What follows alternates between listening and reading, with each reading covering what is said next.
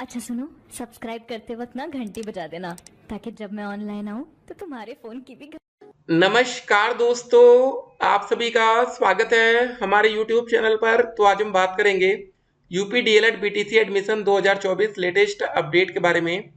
तो आज हमारी तारीख हो चुकी है 2 जुलाई 2024 की। बड़ी अपडेट में सबसे पहले बात करेंगे आज की ब्रेकिंग न्यूज।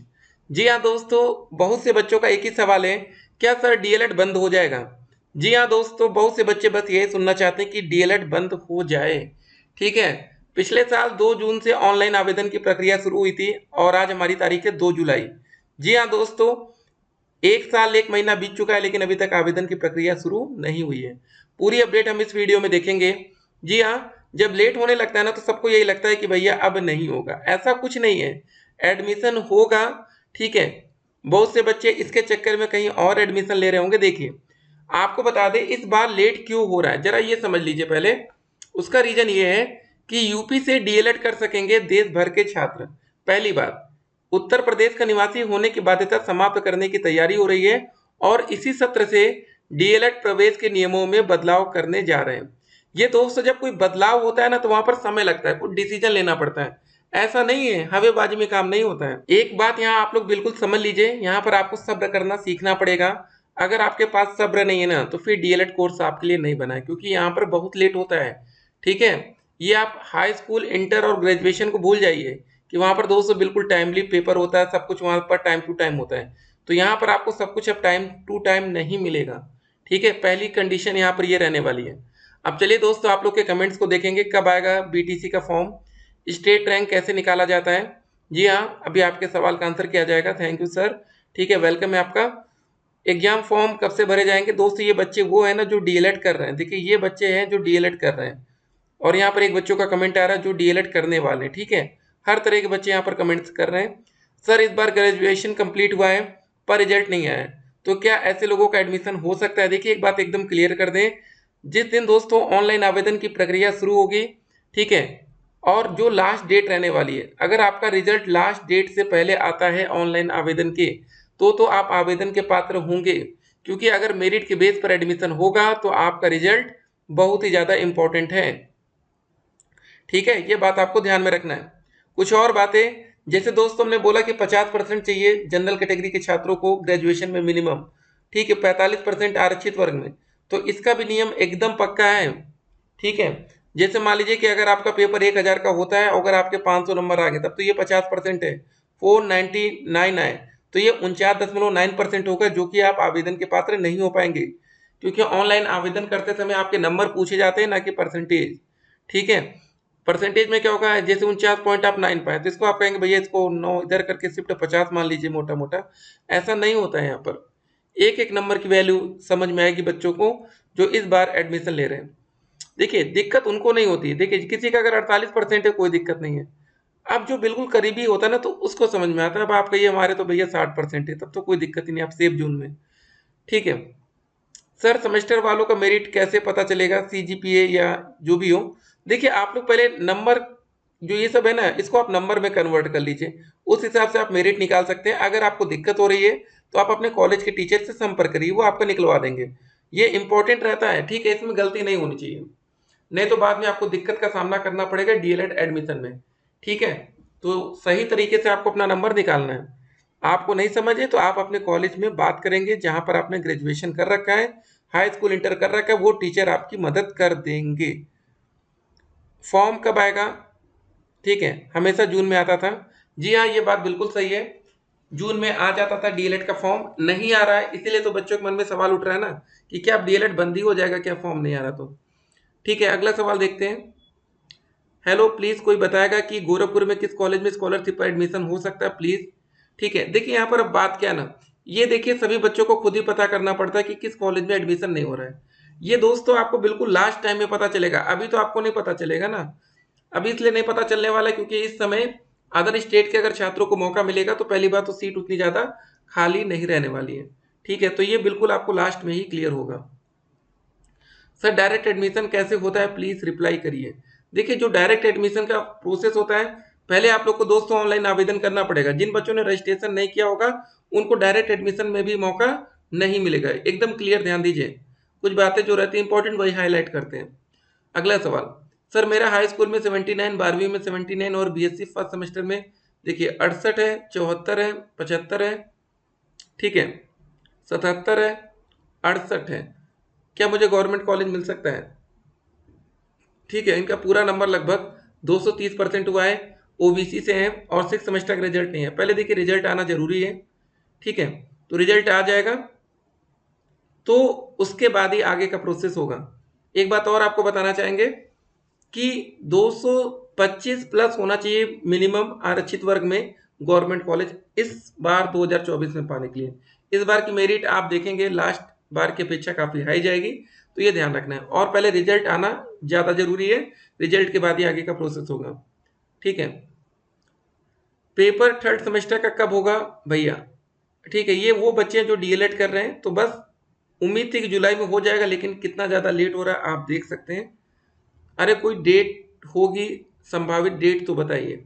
देखिए एग्जैक्ट डेट दोस्तों क्या होता है ना, यहाँ डीएलएड में वही बातें तो होती हैं कि एकदम क्लियर नहीं होता। यहाँ पर आपको ये मत पता चल सकता है कि कौन से महीने में हो सकता है, एग्जैक्ट डेट नहीं आ सकती। और डीएलएड का कभी एग्जाम होगा तो ये ध्यान रखना है आपका मंडे से शुरू होता है मैक्सिमम टाइम, तो आप इससे हर वीक के पहले जो मंडे स्टार्ट होता है वो आप ध्यान दे सकते हैं। सर मेरा, ठीक है, नाम मतलब सिंह स्कूल में 50 था, इंटरमीडिएट में 55 था और ग्रेजुएशन में 50, प्राइवेट कॉलेज मिलेगा? ठीक है, तो बिल्कुल प्राइवेट कॉलेज मिल जाता है, जैसे सीटें खाली जाती है। जैसे आप देखिए एक बार कुछ भी हो जाए ना, सीटें इस साल भी खाली जाएंगी। पिछले साल आपको बता दें 70,000 से ज्यादा सीटें खाली थी, आपका वहां मिनिमम परसेंटेज पर भी हो जाएगा। जब सीटें खाली जा रही कॉलेज वाले वैसे ही रख लेंगे, उनको तो 41,000 से मतलब है, ठीक है। यूपी टेट का फॉर्म कब निकलेगा? ये दोस्तों आपके साल के अंत तक निकल सकता है, लेकिन जो बच्चे भी डीएलएड करने वाले हैं 2024 बैच वाले, वो सीटेट पर ध्यान देंगे। अगर आप इस साल एडमिशन लेंगे ना तो सीटेट पर फोकस करिएगा, इसका फॉर्म डालकर पेपर देने का देख सकते हैं, ठीक है, ये इंपॉर्टेंट। सर मेरा 233 नंबर एससी कैटेगरी से गवर्नमेंट कॉलेज मिल सकता है? एकदम देख लीजिए, इन बच्चे का तो भैया मिलने वाला, बाकी किसी का मिलेगा कि नहीं पता, इन बच्चे का कंफर्म है 99.9%, ठीक है ना। 100% कुछ नहीं होता, एक बात ध्यान रखेंगे आप लोग, ये भी ध्यान रखना, ठीक है। तो इनका तो बढ़िया काम बन गया। अब अगला कमेंट दोस्त हम लोग देखते हैं, सर डीएलएड का फॉर्म निकल गया है या नहीं? अभी अभी आपका नहीं निकला है, ठीक है, लेकिन बहुत ही जल्द निकलेगा। यूपी डीएलएड की हम बात करें, अगर कोई बच्चा अदर स्टेट का देख रहा है तो एक अलग मैटर, बहुत जगह निकल भी चुका है, ये भी ध्यान देना है, ठीक है ना। अगला कमेंट, एससी कैटेगरी से बिलोंग करता हूँ, 215% है, सरकारी कॉलेज मिल जाएगा? अब देखिए 215 नंबर ये थोड़ा सा कम हो रहा है, चांस बन भी सकता है नहीं भी बन सकता है, यहाँ पर आपको देखना पड़ेगा, ठीक है। उसके बाद अगला कमेंट देखेंगे, सर यूपी से पढ़कर बिहार में टीचर के लिए जॉब ले सकते हैं क्या? बिल्कुल बिल्कुल ले सकते हैं। बिहार में देखिए बीपीएससी के माध्यम से काफ़ी बच्चों ने, उत्तर प्रदेश के छात्र बिहार में जाकर नौकरी कर रहे हैं, ठीक है। लेकिन एक बात ध्यान देना, अगर आप बिहार के रहने वाले हैं तो ठीक है, तो भी कोई दिक्कत नहीं, इस बार आप अदर स्टेट को मौका मिल रहा है। अभी देखिए कंफर्म नहीं, थोड़ा सा वेट करना होगा। सर बैक पेपर की फीस कितना होता है? फीस देखिए ज़्यादा नहीं होता, कॉलेज वाले आपसे ज़्यादा पैसा लेते हैं, हर बार 200 फीस में चेंजेस होता है, तो नोटिफिकेशन जैसे आएगा ना उसका, तो आप वहाँ पर ध्यान दे सकते हैं, ठीक है। अगला कमेंट देखेंगे, सर मेरा 195 हो जाएगा? जी हाँ, आपका प्राइवेट कॉलेज मिल जाएगा। अगला देखिए, यूपी से बीएसटीसी के लिए 12वीं पास कर सकते हैं क्या? 12वीं में 68% आए। देखिए अभी यूपी में क्या है ना कि यूपी में ग्रेजुएशन के बेस में ही डीएलएड होता है, ठीक है, जरा ध्यान दीजिएगा। बाकी जो भी अपडेट आएगी अपडेट हम आप तक पहुंचाएंगे। अगला देखिए, सर मेरा हाई स्कूल में 68% है, इंटर में 70 है और ग्रेजुएशन में 72। क्या बात है, हर बार परसेंटेज बढ़ रहा है। हमको कौन सा कॉलेज मिलेगा? आपको भी प्राइवेट कॉलेज के ही पास आएंगे आप, ठीक है। Hello sir, can you tell me when DElEd form come, I need to apply date? ठीक है, तो बस ये मान के चलिए आप लोग जुलाई में ही आवेदन शुरू हो जाएगा, ये महीना आपके लिए इंपॉर्टेंट है, ठीक है, इस पर आप लोग थोड़ा सा फोकस करेंगे। तो अगला कमेंट देखेंगे हम लोग, सर जी गवर्नमेंट में कब तक वैकेंसी निकलेगी 1 से 5 टीचर के लिए, क्या लगता है आपको? देखिए वैकेंसी अब तक तो आ जानी चाहिए, सही बात आपको बता देना, 2019 वाली वैकेंसी को हम लोग बहुत अच्छे से कवर किए थे, जिसका विज्ञापन 2018 दिसंबर में आया था, पेपर जनवरी 2019 में हुआ था। बहुत अच्छे से कवर किया था, सोचा था एक और वैकेंसी है तो मजा है, लेकिन तब से वैकेंसी नहीं आई। ठीक है, लेकिन ये मान के चलिए वैकेंसी आएगी जरूर। ठीक है ना, ऐसा नहीं कि वैकेंसी अब निकलेगी नहीं, तो तैयार रहना है। ये साल का अंत 2024 का इंपॉर्टेंट होगा। वैकेंसी दोस्तों यूपी में दिसंबर महीने के आसपास ज़्यादा देखने को मिलती है, क्योंकि उस समय यूपी टेट का एग्जाम भी होता है। सर मेरा बीए 5th सेमेस्टर है, एक बैक है, क्या एडमिशन हो जाएगा? देखिए इसमें 6 सेमेस्टर होगा, तो जब तक आपका 6 नहीं क्लियर होगा तो कैसे हो सकता है, ये भी आपको ध्यान में रखना है। ठीक है, अगला कमेंट देखेंगे। सर सेमेस्टर वालों का मेरिट कैसे पता चलेगा, ये सब बातें। ठीक है, तो आपको हर सेमेस्टर का नंबर टोटल निकाल कर ही जोड़ जाड़ कर निकालना पड़ेगा, नहीं तो अगर आपको नहीं समझ में आता तो कॉलेज से पूछ लीजिए। सर मेरा बीएससी का 6 सेमेस्टर का रिजल्ट नहीं आया, तो रिजल्ट का वेट करना पड़ेगा आपको, पहले रिजल्ट जरूरी होता है यहाँ पर। ठीक है, अगला सवाल देखते हैं। 251% डायट प्रयागराज मिल सकता है? बिल्कुल मिल जाएगा आपको भाई, इतने गजब के नंबर है, आप जैसे लोगों को ही तो मिलेगा। जी हाँ, 240 के ऊपर पाने वाले बच्चे एकदम सिक्योर में। सर क्या बिहार में एंट्रेंस पास किए हैं तो यूपी में एडमिशन हो सकता है? देखिए यूपी का अलग से फॉर्म आता है, वो फॉर्म आपको फिल करना पड़ेगा। ठीक है ना, वो बिहार से नहीं मतलब है। अगला देखते हैं, अदर स्टेट से वो 154 प्राइवेट कॉलेज मिल जाएगा क्या? तो अदर स्टेट पर भी पूरा चांस आपका बन सकता है, देखते हैं क्या होता है फिलहाल। सर जी क्या 2023-25 वालों को पीआरटी में बैठने का मौका मिल सकता है? जरूर बताइए। देखिए अभी क्या है ना, तो जब तक आपका डीएलएड कंप्लीट नहीं होता, जरा ये समझिए पहले, कोई बच्चा अगर डीएलएड में एडमिशन लिया, जब तक आपका डीएलएड कंप्लीट नहीं हो जाता, 2 साल का कोर्स आपका है ना, first semester, second semester, third semester, fourth semester, चारों रिजल्ट आपका क्लियर होना चाहिए, आप पास हो जाने चाहिए ऑनलाइन कम से कम। उसके बाद उसी समय अगर आपने टेट क्लियर कर लिया, अच्छी बात है, तब जाकर आपको सुपर टेट में मौका मिलेगा। एक प्रोसेस है भाई, ठीक है ना। जब तक डीएलएड क्लियर नहीं होगा तब तक आप नहीं बैठ सकते। जैसे अभी देखिए, डीएलएड में एडमिशन किन बच्चों का होगा? उन्हीं बच्चों का होगा जिनका ग्रेजुएशन फाइनल ईयर का रिजल्ट आ चुका है। अभी आप कहेंगे नहीं आया, तो फिर वेट करना पड़ेगा ना। Diet college cut off general, EWS, OBC, SC, ST, physical handicap, ex serviceman और फ्रीडम फाइटर। जनरल में 230 प्लस, ईडब्ल्यूएस में 225 प्लस, 225 प्लस, एससी में 220 प्लस, बाकी 210 या 200 प्लस इधर मान के चलिए, इन बच्चों का चांसेस है।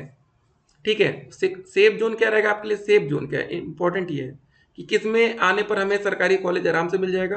तो जनरल में 240 प्लस, ईडब्ल्यूएस में 235 प्लस, और बाकी जितने भी आरक्षित वर्ग हैं एससी कैटेगरी में 230 प्लस। ठीक है, ये ध्यान रखना। एज लिमिट मिनिमम 18 साल। फीस आपकी देखिए, हाँ एक सवाल ये था बच्चे का कि सर एडमिशन में क्या 41,000 रुपये जो हमारी प्राइवेट कॉलेज की फीस लगती है, क्या वो एक साथ लगती है कि आधा आधा करके दे सकते हैं? देखिए प्राइवेट कॉलेज में अगर आप एडमिशन ले रहे हैं, अगर आपने पहले से वहाँ बात कर रखी है, तो आप 20-20 हज़ार करके या 21-20 करके आप दे सकते हो 2 बार में। ठीक है ना, आवेदन में कोई भी सुधार का मौका डीएलएड में नहीं मिलता, ये भी आपको ध्यान रखना है। जो भी बच्चे डीएलएड में आवेदन करने वाले हैं, वो इस बात का ध्यान रखेंगे कि आपको आवेदन में किसी भी प्रकार का सुधार का मौका नहीं दिया जाता। एडमिशन का दोस्तों जो आदेश की बात आएगी, जो भी अपडेट आएगी, अपडेट हम आप तक पहुंचाएंगे। उसके बाद दोस्तों बात करेंगे हम लोग, ठीक है, जो लास्ट ईयर का नोटिस था ये देख सकते हैं।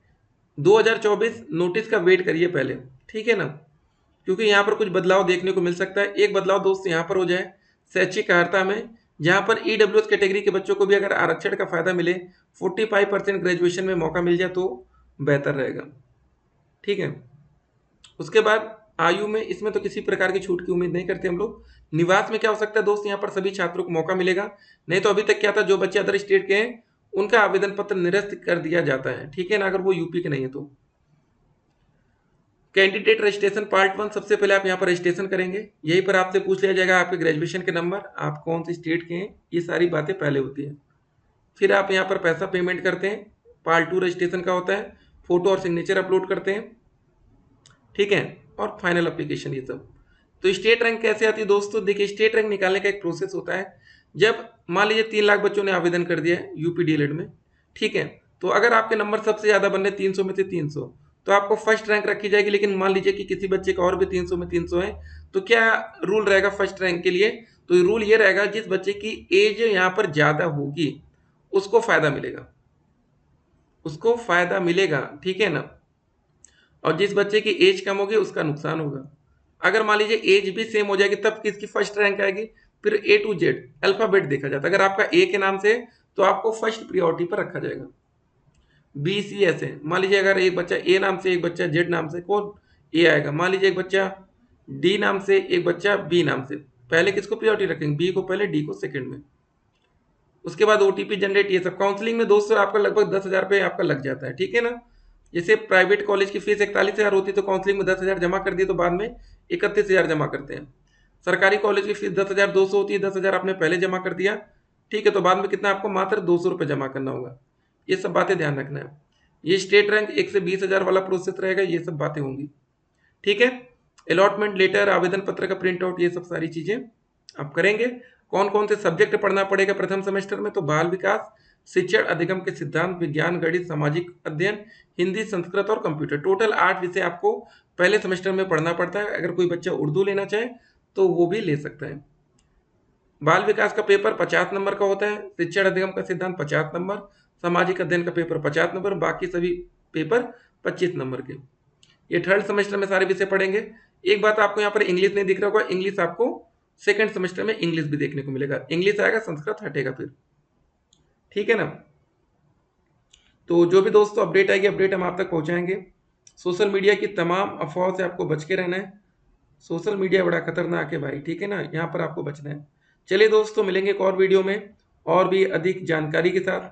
तब तक के लिए स्टे कनेक्टेड। अगर आप लोग हमसे व्हाट्सएप पर जुड़ना चाहते हो तो नंबर लिख लीजिए 873807, ठीक है, 9216, 8738079216। व्हाट्सएप पर मैसेज करके आप लोग भी हमसे कनेक्ट हो सकते हैं, ठीक है। फिर मिलते हैं, स्टे कनेक्टेड।